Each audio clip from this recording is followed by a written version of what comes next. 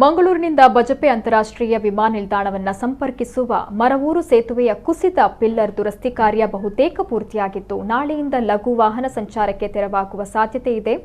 ಇಂದು ಬೆಂಗಳೂರಿನಿಂದ ಆಗಮಿಸಿದ ಹಿರಿಯ ಅಧಿಕಾರಿಗಳ ತಂಡ ಸೇತುವೆಯ ಧಾರಣಾ ಸಾಮರ್ಥ್ಯದ ಪರೀಕ್ಷೆಯನ್ನ ಮಾಡಿದೆ.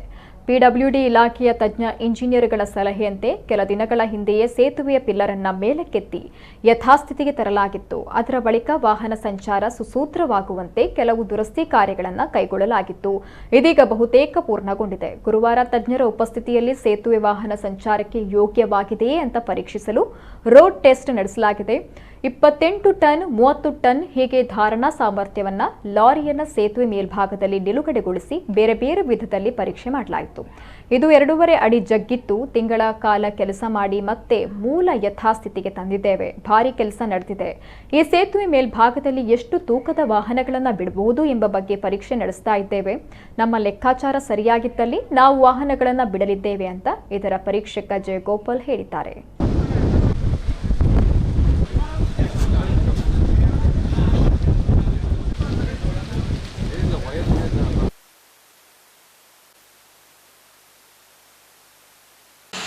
ಏನು IRC ಲೋಡ್ಸ್ ಇದೆ, ಮೇ ಬಿ 50 ಟನ್ನರ್ 40 ಟನ್ನರ್ ಎಷ್ಟಿದೆ ಅಷ್ಟಕ್ಕೆ ಇದ್ರ ಮೇಲೆ ಡಿಪೆಂಡು.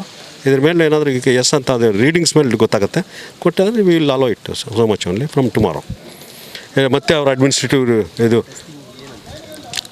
ಈ ಟೆಸ್ಟಿಂಗ್ನ IRC SP 37 ಪ್ರಕಾರ, SP 37 Indian roads Congress code ಪ್ರಕಾರ ಲೋಡ್ ಟೆಸ್ಟಿಂಗ್ ಅಂತ ಹೇಳ್ತೀನಿ. ಒಂದು ಈ ಲೋಡ್ ಟೆಸ್ಟಿಂಗ್ ಅಂತಂದರೆ ಇದು ಎಷ್ಟು ಕೆಪಾಸಿಟಿ ತೊಗೊಳುತ್ತೆ.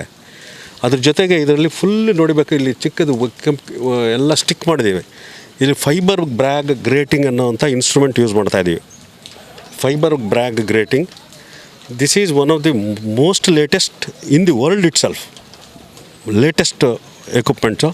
ಅಲ್ಲಿರೋದು ಎಕ್ವಿಪ್ಮೆಂಟ್ ಬಂದು ಜಪಾನ್ದು. ಅದು LVDTಸು ಅಂದರೆ ಲೀನಿಯರ್ ವೇರಿಯಬಲ್ ಟ್ರಾನ್ಸ್ಡ್ಯೂಸರ್ಸ್. ಅದಕ್ಕೆ ಗೇಜು, ಡಯಲ್ ಗೇಜು ನಿಮಗೆ ಏನು ಆ ಥರ ಇಟ್ಟು ಅವಶ್ಯಕತೆ ಇರಲಿಲ್ಲ. 100% ಕಂಪ್ಯೂಟರೈಸ್ಡ್. 100% ನಿಮ್ಗೆ ಅಲ್ಲೇನೋ ಸಣ್ಣ ಮೂಮೆಂಟ್ ಆದ ತಕ್ಷಣ ಇಲ್ಲಿ ರೆಕಾರ್ಡ್ ಆಗ್ತಾ ಇರುತ್ತೆ. ಇಲ್ಲಿ ಏನು ಯಾರ ಹತ್ತಿ ಇಷ್ಟುದ್ದ ಮೇಲೆ ಹತ್ತಿ ನೋಡಿ ಲೇಟೆಸ್ಟ್, ಅಬ್ಸಲ್ಯೂಟ್ಲಿ ಲೇಟೆಸ್ಟ್. ಯಾಕಂದರೆ ಈ PWDನೂ ಇವಾಗೆಲ್ಲ ಲೇಟೆಸ್ಟ್ ಆಗಿರೋದ್ರಿಂದ ನಮ್ಮ ಕರ್ನಾಟಕದಲ್ಲಿರೋ ಇಂಜಿನಿಯರ್ಸು ಲೈಕ್ ಈಗ ಈ ಎಕ್ವಿಪ್ಮೆಂಟ್ಸ್ ಎಲ್ಲ ನಮ್ಮ ಲ್ಯಾಬ್ರೇಟ್ರಿ ಇದ್ದಾವೆ. ಇದೆಲ್ಲ ಹಾಕಿ ಮಾಡ್ತಾಯಿದ್ದೀವಿ. ಇದಕ್ಕೆ ನೀವು ಏನು ಹೇಳಿದ್ರೆ IRC SP 37 ಪ್ರಕಾರ ಮಾಡುವಂಥ ಲೋಡ್ ಟೆಸ್ಟ್ ಅಂತ ಹೇಳ್ತೀವಿ ನಾವು ಅದಕ್ಕೆ.